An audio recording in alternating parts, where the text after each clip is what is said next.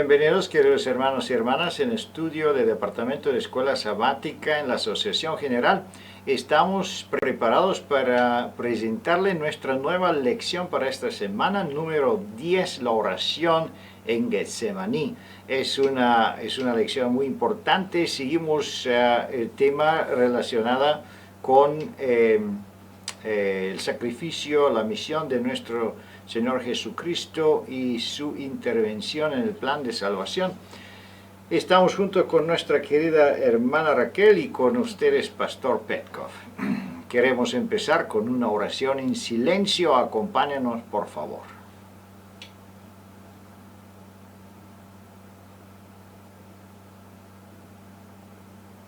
Amén. Vamos a ver la estructura de nuestra lección. Como pueden ver, aquí tenemos un precioso testimonio con una introducción y después sigue la introducción de la lección juntos en oración. Jesús necesitaba una compañía en el tiempo de su angustia. ¿Por qué fue eso importante? ¿Dónde sucedió? Es la primera parte como introducción de esta lección de escuela sabática. Orando por otros es un otro subtítulo y vamos a ver para qué es importante una oración, especialmente cuando pedimos que toda la iglesia ora, que en otras personas hacen una oración de intercesaria, si hay un enfermo, si hay una persona que tiene problemas, porque es importante que otras personas oran juntos con nosotros. Aquí podemos verlo en esta lección. Eligiendo entre la voluntad humana y la voluntad de Dios, prácticamente empezamos de entrar en la situación angustiosa, la prueba más grande en la vida humana, en la vida de Jesús como humano, y eso es este momento de Getsemaní. Vamos a ver cómo la voluntad humana y la voluntad divina estaban en una controversia en esa situación y qué podemos aprender de esta lección. Un consejo importante, vamos a ver de qué estamos hablando. La pregunta número 4 y 5 son prácticamente un punto central de esta lección: la angustia de Jesús, la necesidad del apoyo de sus discípulos, la decisión difícil que él debía tomar. Bueno, es mucho que podemos aprender en esa lección si nosotros profundizamos en los asuntos espirituales. Ayuda para tomar la copa es el otro subtítulo, y el último subtítulo es oración por fortaleza. Prácticamente las últimas dos preguntas intentan combinar todas las enseñanzas del resto de la lección y llevarnos a una conclusión importante. La lección es muy intensa, tiene muchos puntos profundos espirituales que podemos nosotros desarrollar en nuestra lección, y depende de la necesidad de su iglesia, de las visitas que tienen, pueden poner o tomar en cuenta un punto de vista o un otro punto de vista, pero en general esta lección es tan cargada con contenido que es muy fácil que nos desbordamos del tiempo. Por eso es importante que nos concentramos y nos preparemos como maestros y profesores en nuestra escuela sabática. Vamos a seguir adelante analizando cada pregunta por separado, empezando con la primera. La primera pregunta dice: ¿a dónde fue Jesús con los discípulos después de la última cena y su última conversación? Sabemos qué sucedió en su última cena.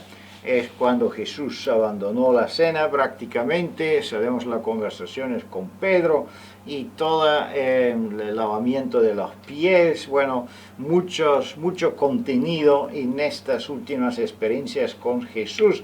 Y aquí siguen prácticamente juntos en Getsemaní y qué sucedió en este lugar tan importante. El Señor Jesús tenía una costumbre que los evangelios nos lo presentan sistemáticamente, y era usar la noche o parte de la noche íntegramente para tener una comunicación directa e ininterrumpida con su Padre mediante la oración y la vigilancia, la vigilia.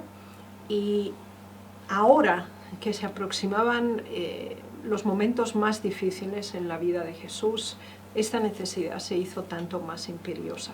Y por esa razón dirigió a sus discípulos desde el lugar donde celebraron la Pascua, la cual sería la Santa Cena, de ahí en adelante, a el Monte de los Olivos y a un jardín específico que era Getsemaní, y es una pequeña colina que queda directamente al frente de la colina de Sión, donde está Jerusalén. El hecho de que el Señor Jesús, en los momentos que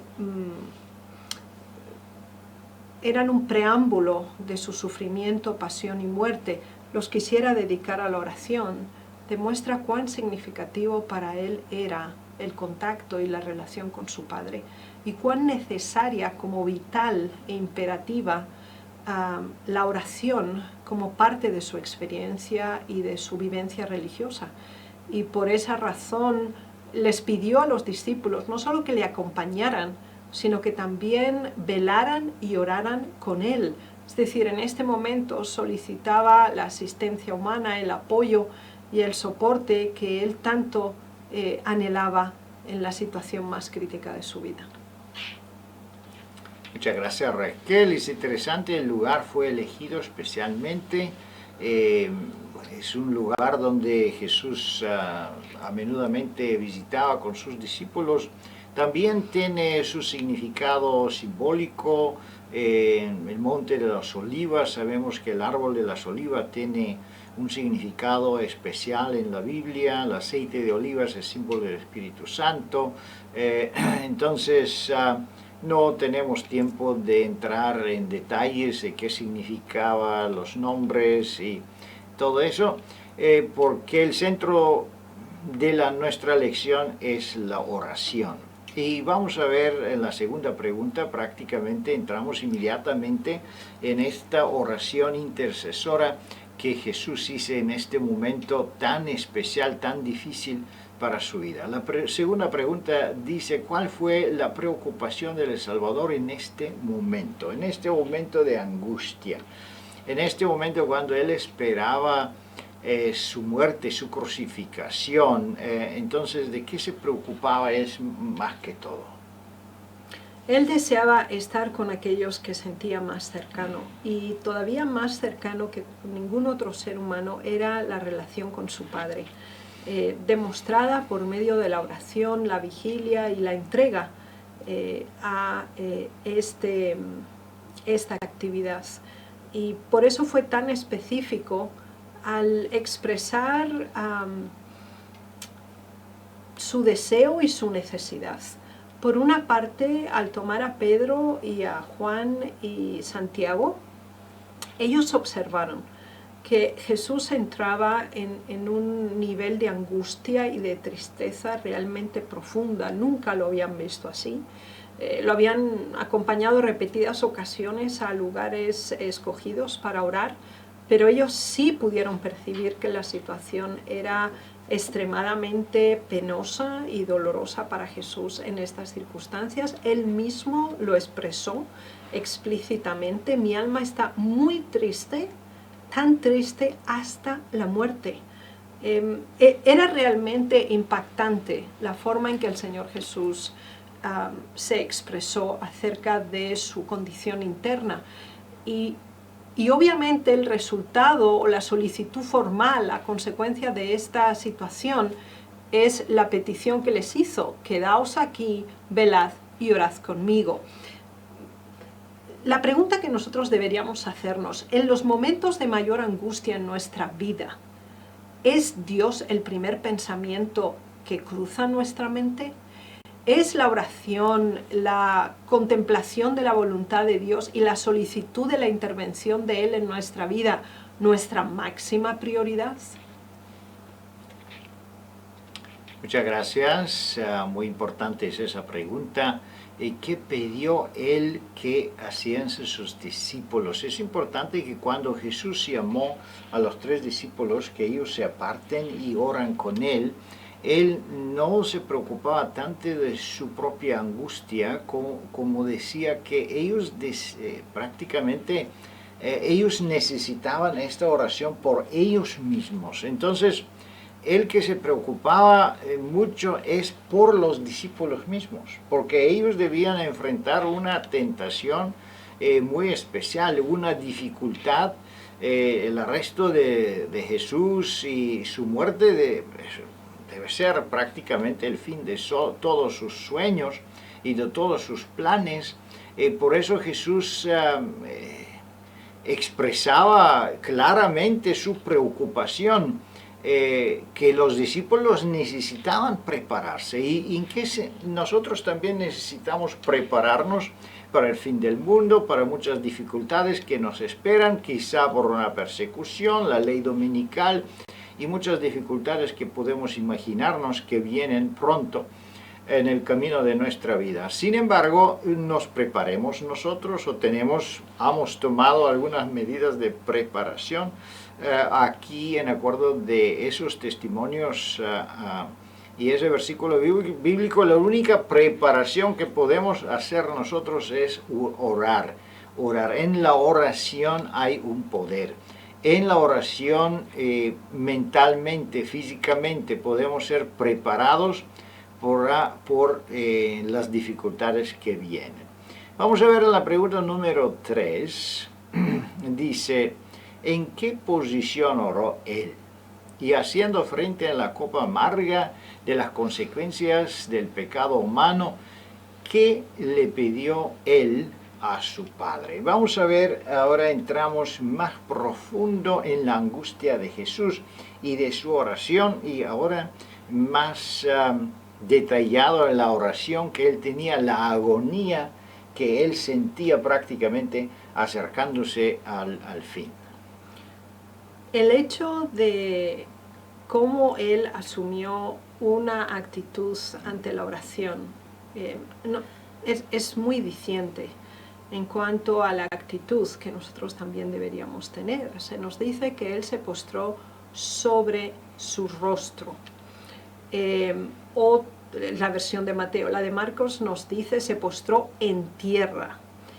Y Lucas se nos dice que se puso de rodillas.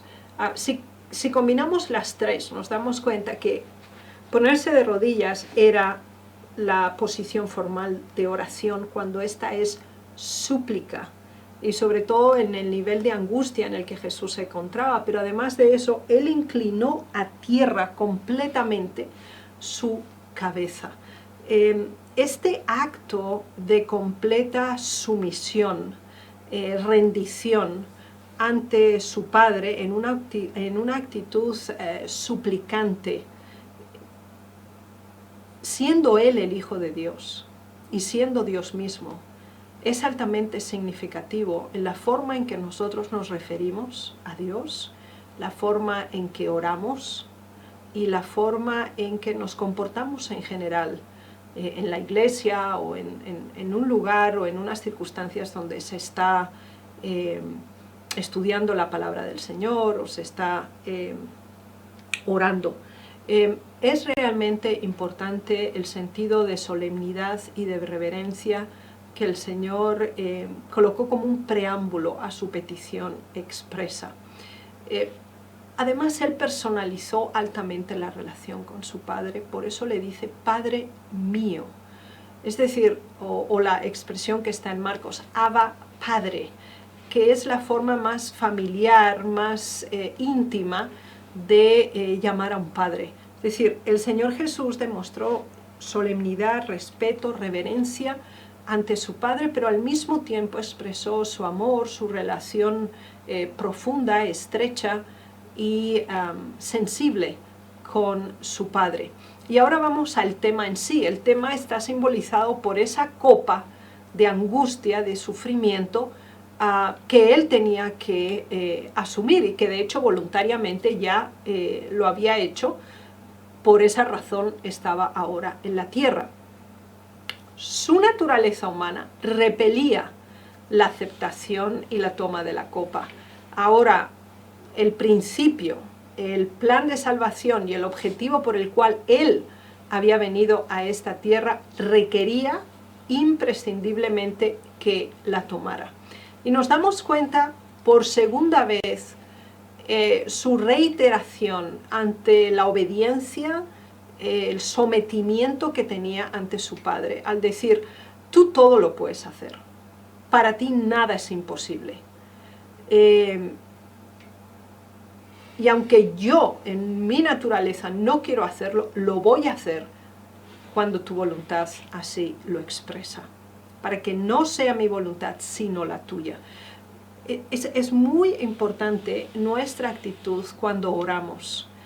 A veces tenemos la tendencia a exigir, a imponer, a requerir actitudes, comportamientos o acciones por parte de Dios.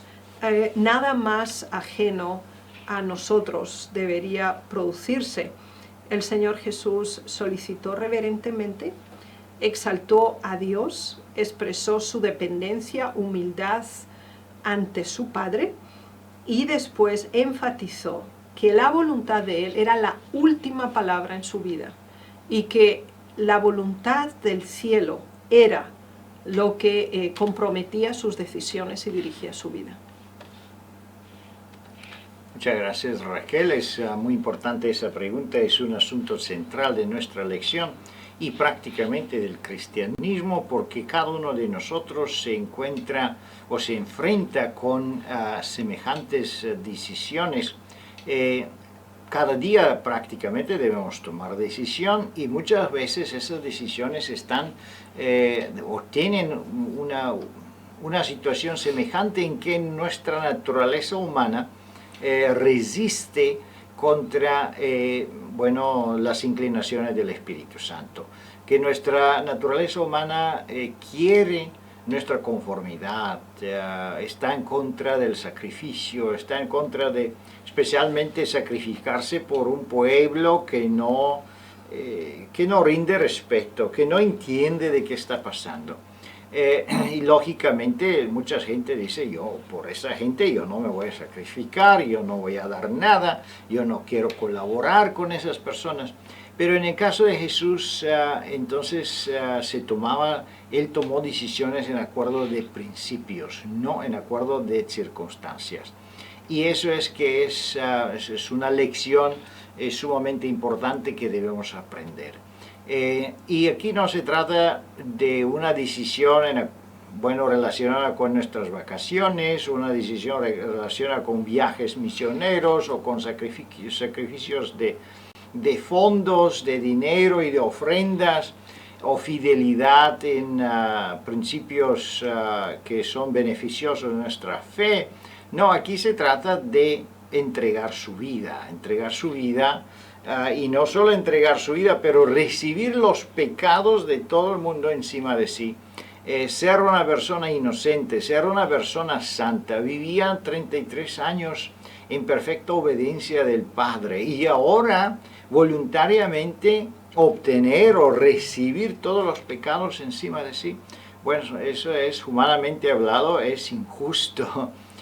Y la naturaleza humana obviamente se resistía, pensando de las consecuencias también, que se separaría de su padre, que no sabía qué sucedería después, que recibe los pecados, si puede liberarse de ellos otra vez o no. Todos son muchas preguntas que están involucradas con esta situación, con esta angustia tan profunda. Hay también muchos testimonios deseados de toda la gente, están explicando este momento tan solemne. Aquí, por ejemplo, el testimonio de la maravillosa gracia, las últimas líneas dice: Cristo estaba sufriendo la pena de muerte, que fue la sentencia de transgredor de la ley de Dios. Él prácticamente, ya si el ángel no lo apoyaba, podía morirse ya en este momento por las angustias que tenía, pero los ángeles lo apoyaron y eso le dio fuerza para que él podía resistir y permanecer a vida. Vamos a seguir en la pregunta número 4. Cuando él regresó para buscar consuelo de parte de los discípulos, ¿qué encontró? ¿De qué forma reaccionaron los discípulos en esa situación tan solemne, tan importante en la vida de Jesús y prácticamente en toda la humanidad? La decepción sufrida por Jesús fue impactante. Él esperaba solidaridad, simpatía en esos momentos tan difíciles de su vida y lo expresó en una pregunta. ¿Así que no habéis podido velar conmigo una hora? Para él era obvio que el sueño había vencido a estos 3 discípulos y que no habían mantenido ese espíritu de oración juntamente con él. Y añadió varios pensamientos importantes alertando a los discípulos de la gravedad de la situación. Velad y orad para que no entréis en tentación. El espíritu a la verdad está dispuesto, pero la carne es débil. El principio de velar y orar son 2 claves significativas para no caer en la tentación.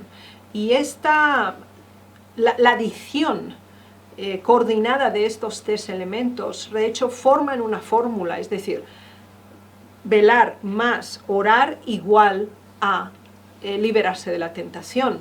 El Señor Jesús dio esta información en forma muy sintética a los discípulos y era precisamente lo que Él les había solicitado que hicieran.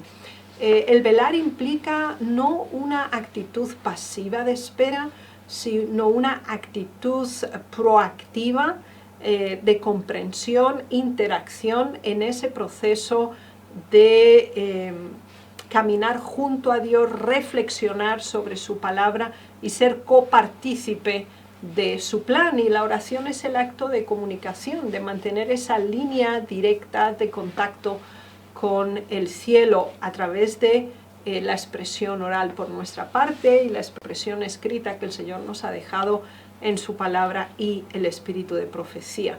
Este es el consejo celestial, pero ahora veamos cuál es la condición humana ante esta fórmula de éxito. El espíritu a la verdad está dispuesto, es decir, hay una dicotomía entre nuestro nivel espiritual y nuestro nivel carnal, porque se nos dice que quizás mentalmente o intelectualmente tenemos la disposición a hacer lo que es correcto. Posiblemente en nuestra vida nos hemos establecido muchos nuevos retos y lamentablemente no han pasado de ser nada más que buenas intenciones. Y el resultado o la causa de ello es nuestra propia inclinación carnal que debilita y se opone a todo lo que es santo, puro, espiritual y elevado. Por lo tanto, la naturaleza humana puede fortificarse, puede superar el mal, puede llegar a una elevación superior por medio de la vigilancia y la oración. Y esto es lo que el Señor Jesús les enseñó en esta hora tan crítica y también nos lo transfiere a nosotros para circunstancias semejantes. Gracias, Raquel. Este tema es muy importante, el tema del sueño literal, obviamente no es malo, es muy saludable, pero cuando este sueño es espiritual o es un sueño y un tiempo que no es oportuno, obviamente es muy peligroso.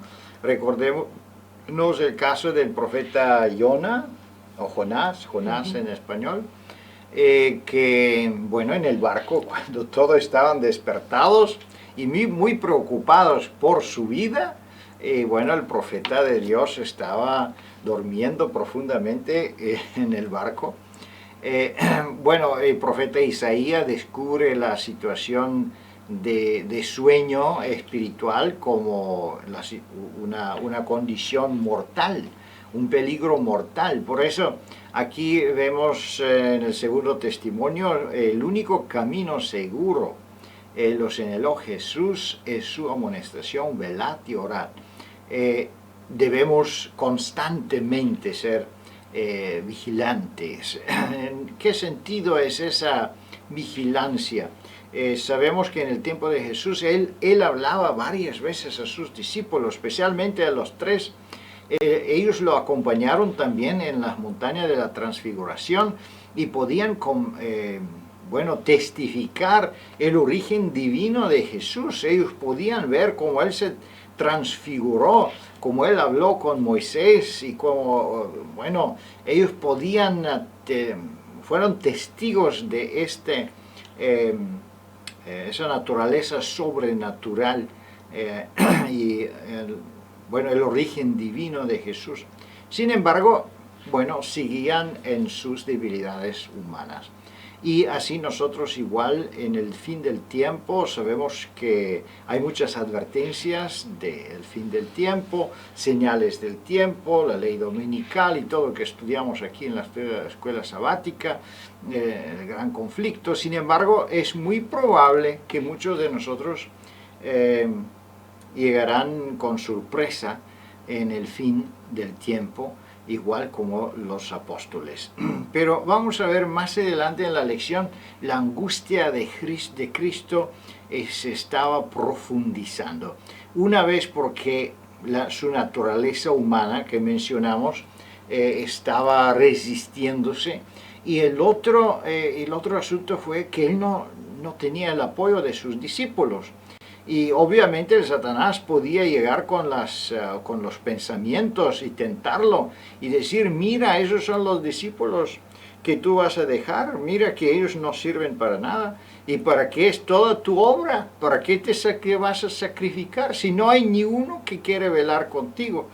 Una situación muy semejante con el nacimiento de Cristo, que no vino nadie, con excepción de los pastores que estaban ahí cerca, nadie se preocupaba, nadie velaba de la venida de Cristo. Así que seguimos a ver de qué forma se profundiza la angustia de Cristo y en qué forma Él sigue orando también y intercediendo para la humanidad. La pregunta número 5 dice, ¿eran los discípulos conscientes de cuán sería cuán seria era la situación? ¿Qué podemos decir, Raquel? Lamentablemente no. Eran totalmente ajenos a la gravedad del momento en el que estaban viviendo. Y esto es muy común. Lo vemos en el caso de Lot también, cuando los ángeles tuvieron que prácticamente forzarlo a abandonar Sodoma. Y lo vemos en diversas circunstancias bíblicas, como Jonás, por ejemplo, que acaba de ser mencionado, etc. En este caso, el Señor Jesús regresó para volver a ver la condición de sus discípulos y su nivel de compromiso con la tarea a la cual Él los había llamado. Y lamentablemente, ellos estaban durmiendo, el versículo nos dice, porque los ojos de ellos estaban cargados de sueño. Y de hecho estaban semi-inconscientes, porque también nos dice el versículo que cuando vieron a Jesús no sabían qué responderle. Pensemos por un momento que Jesús, de acuerdo a la descripción del deseo de todas las gentes, tenía un rostro transformado. El nivel de angustia, dolor, tristeza y desesperación que le estaba sobreviniendo desencajaba su rostro y realmente los discípulos se quedaron impresionados ante esta situación, pero a pesar de ello no les abocó a sentir un mayor nivel de seriedad o de responsabilidad en ese momento tan especial. Y de hecho, es una condición humana tener falta de sensibilidad ante los momentos espirituales, ante el dolor ajeno, ante la necesidad de tomar partido, accionar y asumir una actitud positiva en favor del bien. Es algo que en forma espontánea o natural no existe en el ser humano. Y sobre todo cuando el nivel espiritual es realmente primario o el desarrollo de experiencia religiosa no es creciente y progresivo, pues tampoco se tiene esa sensibilidad perceptiva para el momento espiritual en el que podemos vivir en el mundo, en la iglesia o individualmente. Por lo tanto, es muy importante que esta lección sea una apelación a despertar, a tener apertura comprensiva acerca de la verdad, de las circunstancias en las que vivimos y de nuestra vigilancia y espíritu de oración en la experiencia religiosa personal. Por segunda vez vemos que el Señor Jesús regresa con sus discípulos y otra vez lo encuentran dormidos. Y por segunda vez vemos que Jesús dirige a su Padre esa oración en que Él pide, si es posible, que Él no pasa por esa terrible experiencia de recibir los pecados encima de sí, a toda la humanidad. Sin embargo, Él repite también la conclusión de su oración, pero que no se hace mi voluntad, pero se hace tu voluntad. Es increíble la lucha que Él tiene con su naturaleza humana, con las angustias como humano que Él tiene, y cómo Él requiere, cómo necesita la compañía de sus amigos, de sus seguidores, de sus alumnos, porque Él confía que si Él muere, por lo menos que las personas que quedan, que ellos saben que pueden, que tienen la fuerza, que pueden desarrollar este mensaje y traerlo al resto de la tierra, y no tiene la confirmación. Otra vez encuentra a sus discípulos durmiendo.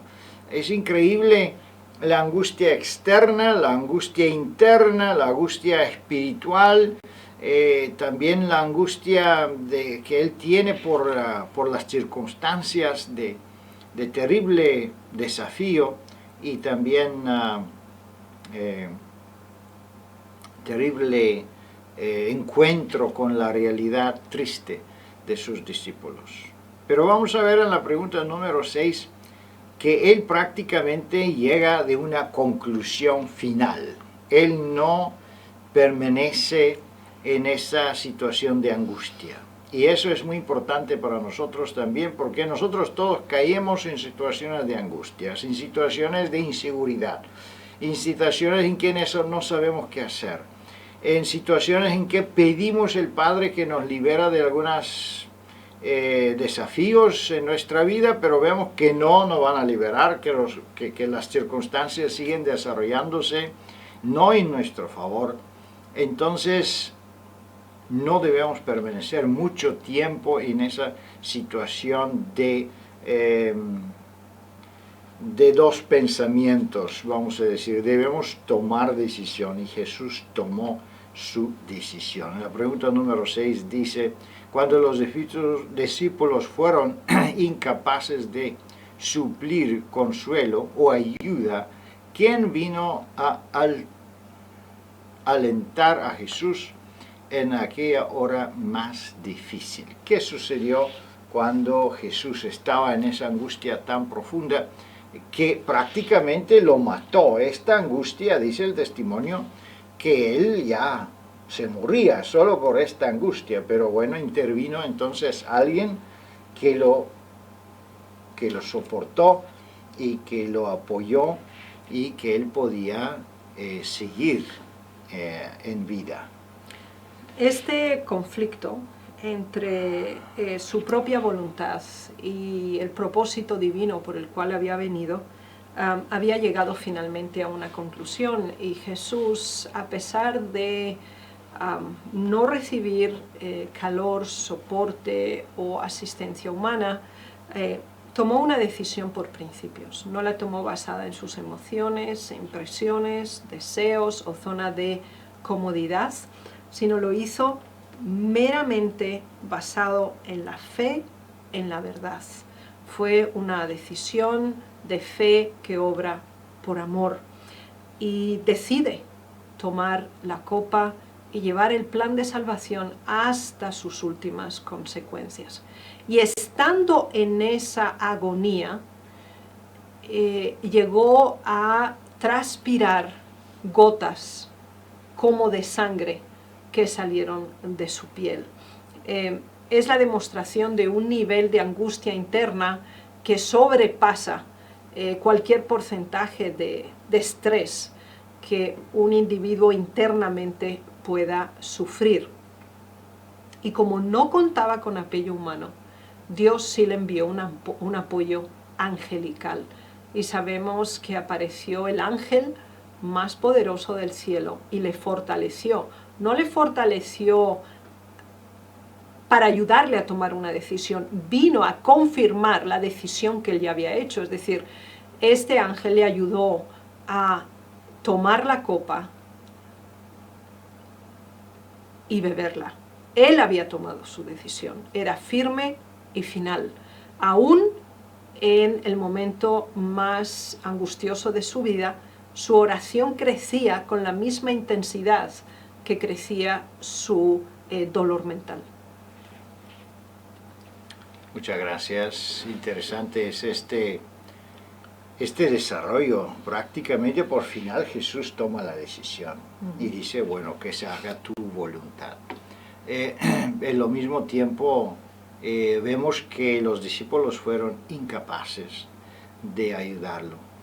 Pero cuando nosotros tomamos la decisión es cuando también vienen los ángeles para apoyarnos. Así fue también en el desierto.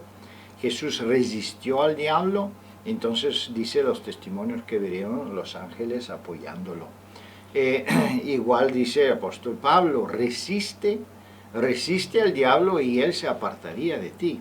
En las situaciones de angustia, en situaciones cuando nosotros estamos luchando contra el diablo, contra sus terribles ataques, bueno, la resistencia es cuando nosotros demostramos prácticamente que queremos estar con Dios, queremos que se haga su voluntad. Entonces viene inmediatamente el apoyo de los ángeles, el apoyo divino. Es importante también considerar este primero testimonio que dice, en medio de esta crisis terrible, cuando todo estaba en juego, el ángel poderoso que permaneció juntos en la presencia de Dios, acudió al lado de Jesús, de Cristo, no para retirar la copa que tenía en la mano, sino para fortalecerlo a fin de que la bebería.